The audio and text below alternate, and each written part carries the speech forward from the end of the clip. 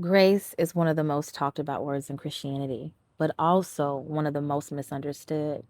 Many people think that grace is what God gives to us when we fail, like a safety net we fall into once we mess up. But grace was never God's reaction to sin, it was his intention from the beginning.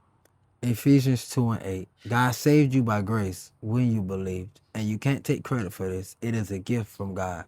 Grace means salvation was never earned, not by effort, not by discipline, not by how well you perform spiritually. That's important because if grace could be earned, then it also can be lost.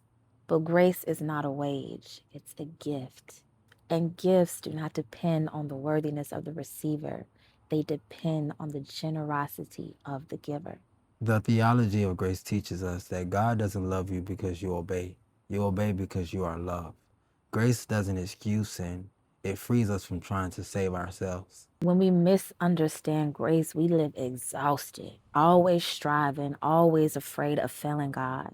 But when we understand grace correctly, it produces humility, gratitude, and real transformation. Not fear based obedience, love driven surrender.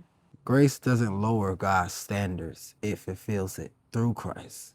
Because Jesus finished the work, we don't live to try to earn God's approval. We live from it.